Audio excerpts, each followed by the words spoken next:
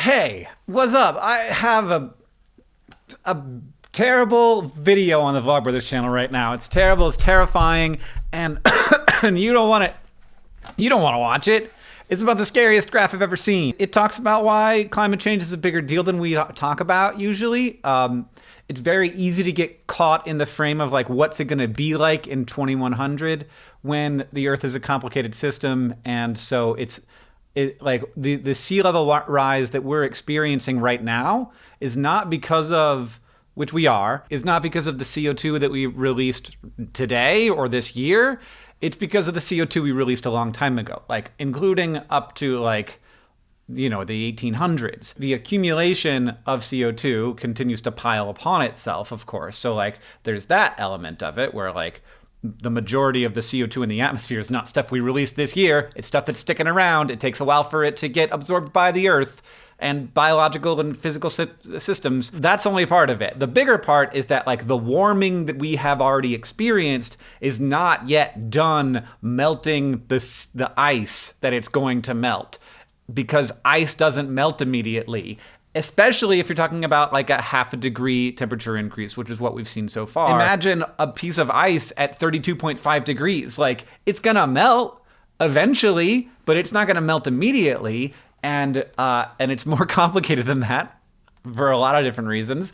But that's the kind of thing, like that's the simple version. If we stopped like carbon emission, if we kept the temperature right where it is at 0.5 degrees above what it like pre-industrial levels, then we would continue to see sea level rise for a long time.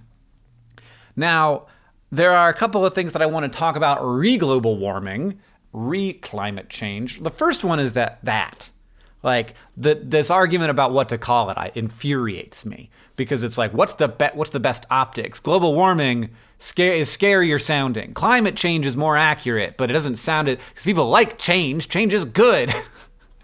It is not as scary. You need to call it a heat-trapping blanket. Like, you need to get some kind of terrible metaphor where people are like, ew, that sounds gross. My legs are sweaty. That's somebody else's game to play. I have no interest in it, and I don't like it. I also want to talk about how we talk about climate change. I've seen like 20 companies are responsible for 75% of the carbon emission. Stuff like that. Yeah. Like that is the dumbest, that's the dumbest thing to get mad about. One, like if you're mad about anything in that conversation, it's that like consolidation of power has gone to the point where where there are very few large companies now, because they've all bought each other. So like maybe that's something that you can be mad about, but don't be like, it's all their fault, put it on. No, we buy the stuff. We buy the cows that they make. We buy the cars that they make. We buy the oil that they make. We buy the heat that they make. If you trace it to the source, sure. But like every time you do a Google search, that uses energy and that results in carbon emissions. It's ridiculous. It's infuriating. And people are like, they're trying to distract us by making it all about us when it's really all about, no. You can make a case for point source regulation and say like regulate them because they're the ultimate source, and say like, okay, they're not going to be able to release as much carbon, and then they will have to do things to create renewable energy that will cost money, and so the cost of that will be passed along to me, the consumer. And you can absolutely make the case for that, but like this is a global economy. We all participate in it, and it's like the advantages that we get from carbon emissions are they're great. They're things that you like. Likewise, trying to say that this is easy makes me mad, and that they're like the only thing standing in the way of solving this problem is these big companies and the Republicans who want to protect them. One, yeah, I think Republicans do want to protect big business. I think that they want to do that because they oftentimes own it and believe in it. They believe in the work that they do. I think also that like they have conversations with people who own those companies and believe in the work they do. They also have conversations with the constituents who work for those companies who believe in the work that they do, whether that's coal mining or whether it's like oil refining or whatever. It's jobs, and people believe in their jobs. We tell stories in which we are the hero, invariably, and maybe that's supposed to be that way. Maybe that's the way that we survive. And so if I'm the hero in the world where I'm like powering the world, or like getting the copper out of the mountains so that everybody can have pennies and electrical wire, then pennies are mostly not made of copper. But anyway, then the people who are trying to stop us, they're the villain, right? So like that framing, like I understand that as soon as we frame someone else as the villain, we frame ourselves as the villain. But bigger than that, this isn't easy. It's just not. It's extremely expensive to convert to different sources of power. We have, like, coal-fired power plants are built with financing that lasts for 50 years. Like, they cost a lot of money to make, and so they don't, like, drop that cash that day. They get a loan from the bank, and then if suddenly we're like, oh, you need to close down your coal-fired power plant after 20 years, they're like, we're not done paying off the loan, man. Like, it's a big loan. We can't close down. And that's a legit it's a legit problem, like even economically right now, because natural gas has gotten so cheap because of fracking and like, I don't know, is that good or bad? I think it's kind of good because natural gas is cleaner than coal. It produces less CO2. You can turn it on and off.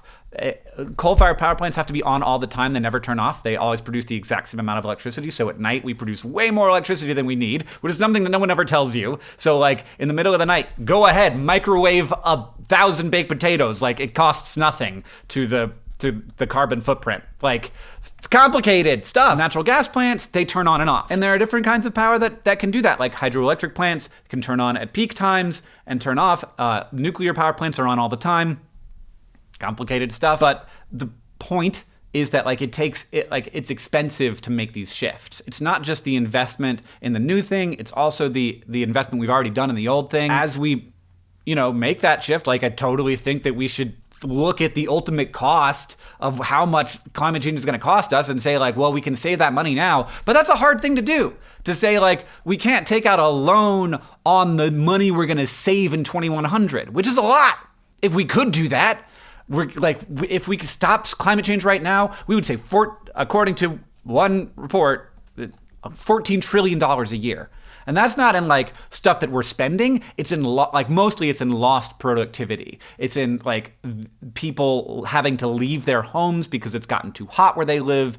It's in people not being able to produce crops for people in places because the sun, like, it's too hot, or like there's too much water or not enough water. It's like we are a society right now based on 2,000 years of tremendous climatic stability, and that has allowed us to do a lot of great stuff. Like, it's funny to think like that we have this tremendous, because there's been lots of times of climatic instability in the history of the Earth. 2,000 years isn't a particularly long time in geological history, so it's not weird for there to be a long period or much longer period than that of climatic stability. But we do have that, and that's nice. Like, it's been a good go. And the times when there has been significant decreases or increases in global temperature have been really bad. Like, lots of people died in situations like that. I don't know if it's good for like the base to like rile everybody up and say like, there's nothing, the problem only exists because of Republicans and the obstruction. And no, it's just like, maybe that, I don't know if that's, I know it's not true. Like, it takes time for culture to change. It takes time for technology to change. It takes time for infrastructure to change. And yes, we should be doing it now. And yes, we should be looking to how much it's going to cost us in the future globally to make these changes now and how much that's going to save us. But we're never going to see that in our pocket. We're just going to not see the bad stuff and so it's hard. Like, it's against human nature, and we have to create lots of systems to help protect us from human nature, which, by the way, is what culture is. Like, we do that all the time. We have lots of things that protect us from our natures, which leads me to the third thing that I wanted to talk about in this video, which is that I think that there are causes for optimism. I don't think that they outweigh the causes for pessimism.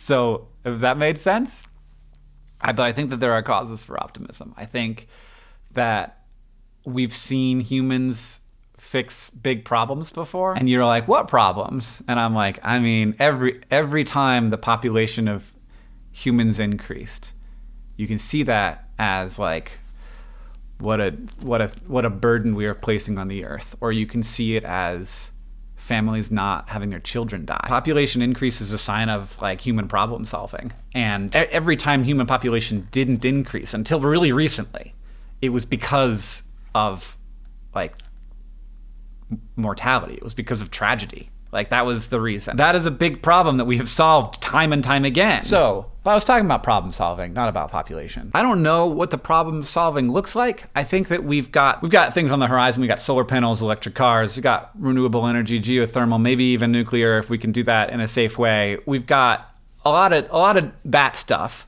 But ultimately, that's not going to be enough. And that's sort of what I've learned. And a thing that people are like, well, if it's not going to be enough, let's just party till we die. I don't know why I'm hanging loose. Every, 5 years we wait makes it harder.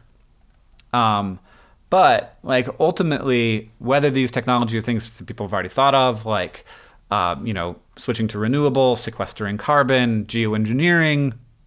I make this face when I talk about geoengineering. If you don't know what that is, it's when we try to, the way that we have currently affected the climate of the Earth accidentally, we try to do it on purpose in the other way, which is terrifying because we've seen a couple of times when we try to do similar things to this in ecosystems that we break it.